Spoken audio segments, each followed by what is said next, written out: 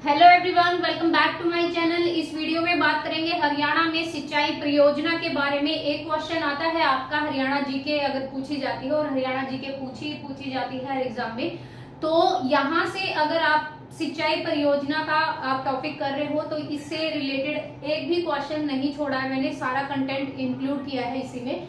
तो स्टार्ट करते हैं यहाँ पे टॉपिक को। हरियाणा में सिंचाई की परियोजना किस तरीके से है, कौन कौन सी यहाँ से नहरें निकलती है, इसके अलावा आपको बाकी का जो भी अगर इनसे रिलेटेड कोई क्वेश्चन होंगे तो वो आपके चैप्टर वाइज जो हमारा पीवाईक्यू सेशन चल रहा है उसमें इंक्लूड हो जाएंगे। ये वीडियो कर रहे हो तो इससे अलग एक भी क्वेश्चन आपका नहीं बचेगा। I am damn sure about it कि अगर आप टॉपिक कर रहे हो तो यहाँ से क्लियर आउट हो जाएगा आपको। हरियाणा में सिंचाई परियोजना, सबसे पहले मैं बताऊं कि अगर हम ओवरऑल अपने कंट्री की बात करें तो वैसे भी 70% जो लोग हैं वो एग्रीकल्चर में इन्वॉल्व है, और हमारे देश को एक कृषि प्रधान देश बोला जाता है। तो यहाँ पे अगर मैं हरियाणा की बात करूं तो हमारा मोस्ट ऑफ द पॉपुलेशन जो है हमारे स्टेट का वो कृषि में ही है, एग्रीकल्चर पर ही डिपेंडेंट है।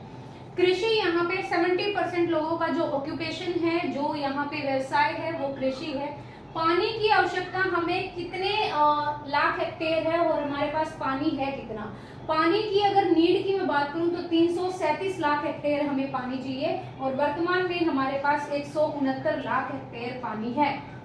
वो किसी ना किसी तरीके से मैनेज करके हम फसलों तक पानी लेके जाते हैं, उसके लिए और भी बहुत सारे सोर्सेज हैं। 42% जो सिंचाई होती है वो नहरों के द्वारा होती है, और 57% जो सिंचाई होती है वो नलकूप से या ट्यूबवेल से। अब मैं बात करूं कि उत्तरी एरिया की, हमारे हरियाणा के जो अंबाला है, पानीपत है, कुरुक्षेत्र है, करनाल है, सोनीपत है, ये वाले जो एरिया है ना, यहाँ पे पानी की अवेलेबिलिटी अच्छी है, और भूमि की जो उर्वरता है, मतलब जो फर्टिलिटी है वो भी कहीं ना कहीं अच्छी है एज कंपेयर टू जो हमारा साउथ रीजन है। महेंद्रगढ़ है, सिरसा है, भिवानी है, आपका इधर चरखी दादरी है, उस साइड की जो जमीन है वो एक तरीके से बांगर जमीन है, और जिसे बंगर जमीन या बंजर कहते हैं। और आपको पता भी है कि हरियाणा में बहुत सारा जो एरिया है वो एक एज ए बंजर जमीन के रूप में भी पड़ा है, और उसको हमें क्या कर रहे हैं, उसको हम फर्टाइल कर रहे हैं, उसमें कुछ और लगाया जाए। मान लो कि भाई धान नहीं हो पाते बिना ज्यादा पानी के, उनको ज्यादा पानी चाहिए चावल के लिए, तो हम कोई और फसल उसकी जगह सब्सटीट्यूट कर रहे हैं, या फिर उसी जमीन को किसी और तरीके से यूटिलाइज कर रहे हैं। ये रहा आपका डेटा। पश्चिमी यमुना नहर, जिसे हम यमुना नदी, जो हमारी यमुना नदी है वो सदानीरा नदी है, हमेशा बहने वाली नदी है, हरियाणा की एकमात्र इकलौती और जीवित नदी है आज के वर्तमान के समय में। अब यहाँ से पश्चिमी यमुना नहर की मैं बात करूं तो ये यमुना नगर के ताजेवाला से है। टोटल इसकी लंबाई है यमुना नहर की 3226 किलोमीटर। ध्यान रखिएगा, ये यमुना नहर की बात कर रहे हैं, यमुना नदी की नहीं कर रहे हैं। 1351 में सबसे ज्यादा अगर नहरों का निर्माण करने का श्रेय किसको जाता है तो ये फिरोज शाह तुगलक डायनेस्टी के जो हमारे फिरोज शाह तुगलक थे, इन्होंने नहरों का निर्माण कराया था हरियाणा में।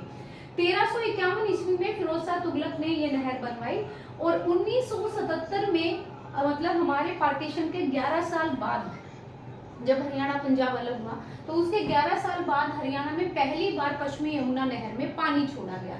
दोनों चीज ध्यान रखना, 1977 में ये स्टार्ट हो गई, और 1351 में। ये क्वेश्चन तो बहुत बार आता है कि किसने नहरों का निर्माण कराया, तो ये तुगलक डायनेस्टी के फिरोज शाह तुगलक थे। बाकी ये डेटा है। भाखड़ा नहर की मैं बात करूं तो हिमाचल प्रदेश के नांगल से निकलकर हरियाणा के टोहाना फतेहाबाद शहर से प्रवेश करती है हरियाणा में। तो ध्यान रखिएगा, ये हिमाचल प्रदेश के नांगल एक जगह है, वहां से निकलती है, और हरियाणा का जो हमारा टोहाना फतेहाबाद है उस शहर से प्रवेश करती है हरियाणा में ये नहर। इसकी शाखा कहाँ पे, नरवाना आपका जींद में है, बरवाला, ये सिरसा, हिसार और रतिया, इन जगहों पर सिंचाई के लिए ये यूज की जाती है। इनकी टोटल लंबाई है भाखड़ा नहर की 164 किलोमीटर, और पश्चिमी यमुना नहर की 3226 किलोमीटर।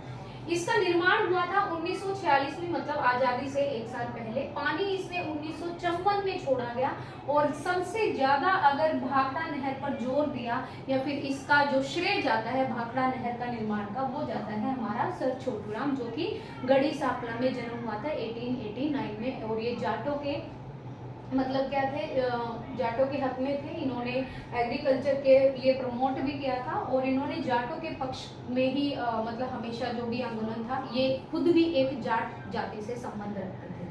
जवाहरलाल नहर ये 1976 में ये भाखड़ा नहर से ही निकाली गई है। जेएलएन बोलो जवाहरलाल नहर, तो 1976 में भाखड़ा नहर से निकली है। इसकी सिंचाई होती है एक आपकी महेंद्रगढ़ में और एक होती है आपकी भिवानी में। उन डिस्ट्रिक्ट में ज्यादा नहर निकाली गई है जहां पर और सुविधा नहीं है, मतलब जहां पर औसत बारिश भी कम होती है और कोई साधन भी नहीं है सिंचाई का, तो वहां से नहरें निकाल दी गई है। गुरुग्राम नहर ये दिल्ली के ओखला बैराज से यमुना नदी पर बांध बनाकर निकाली गई है और ये गुरुग्राम का जो एरिया है, दिल्ली का जो एरिया और फरीदाबाद का जो खेती वाला एरिया है, वहां पर गुरुग्राम नहर से सिंचाई होती है। बाकी जो एक्स्ट्रा लिखा है वो मैं बताऊंगी। जूही परियोजना, जूही जो परियोजना है ये जिला भिवानी की, इनकी लंबाई है 169 किलोमीटर। 1969 में शुरुआत हुई थी। 32,000 हेक्टेयर में सिंचाई होती है भिवानी के अंदर। ठीक है, जूही परियोजना आपको भिवानी डिस्ट्रिक्ट यहाँ पे याद रखना है। लोहारू परियोजना आपको पता है भिवानी के अंदर है, एक लोहारू नाम की जगह, और इसी का दूसरा नाम है इंदिरा गांधी उठान परियोजना।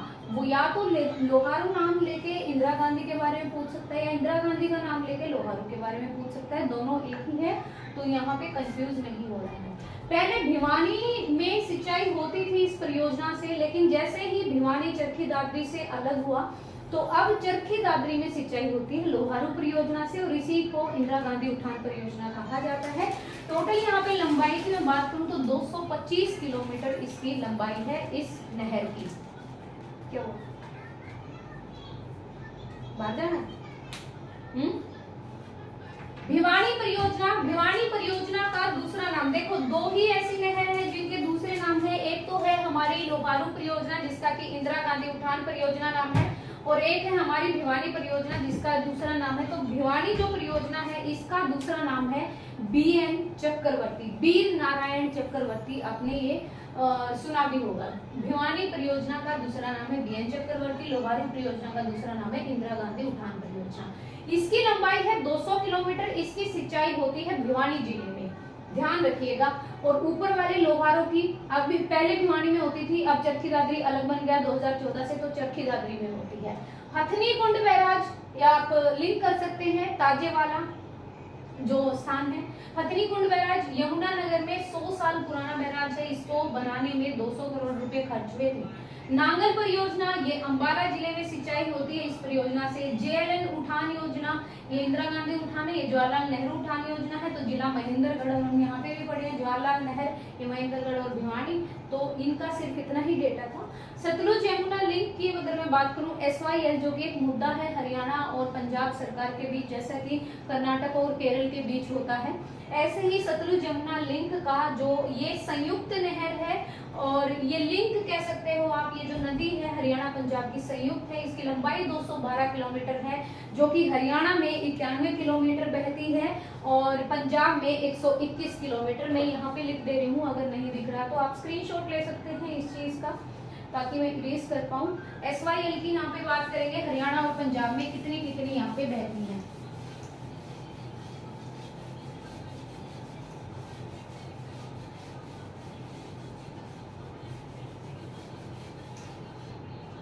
ठीक है जी, अब यहाँ पे देखिए SYL की अगर मैं बात करूं तो अगर मैं टोटल यहाँ पे बात करूं तो इसकी लंबाई है आपकी 212 किलोमीटर। ठीक है, अगर हरियाणा में बात करें तो हरियाणा में 91 किलोमीटर बहती है और पंजाब में आपकी 121 किलोमीटर ये बहती है। ठीक है, अब ये समझौता कब हुआ था कि भाई हरियाणा में भी जाएगा इसका पानी और पंजाब में भी जाएगा, तो ये जो अधिसूचना पत्र जारी किया गया था पानी के बंटवारे को लेकर, ये जरूर याद रखिएगा, कुछ भी पूछ सकता है। पानी बंटवारा जो अधिसूचना पत्र था ये कब जारी किया गया था और कब ये मतलब पेपर पेन पे लिख के दिया था कि हाँ भाई इन दोनों का बंटवारा होगा और ये इस स्टेट में जाएंगे, तो ये हुआ था आपका 24 मार्च 1976 में, ये डेट याद रखिएगा। एक और चीज, अपने यहाँ पर पवन चक्की से भी जो परियोजना है वो चलाई जाती है, तो पवन चक्की का जो सिस्टम लेके आए हम, वो किस देश के सहयोग से है, तो वो भी ध्यान रखिए। एक तो है जर्मनी से, ठीक है, जर्मनी देश कंट्रीब्यूट कर रहा है अपने साथ, और एक कर रहा है पोलैंड। ये दोनों कंट्री के नेम याद रखिए। इसके अलावा और भी कुछ चीजें हैं जो आपको बतानी है मैंने, तो वो मैं यहाँ पे लिख देती हूँ।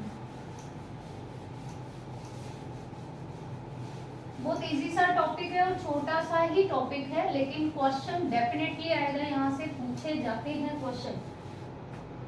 पहले उन्हीं टॉपिक्स को मैं कवर कर रही हूँ ताकि सीईटी मेंस अगर देने जा रहे हो तो वहां से कुछ क्वेश्चन बन जाए।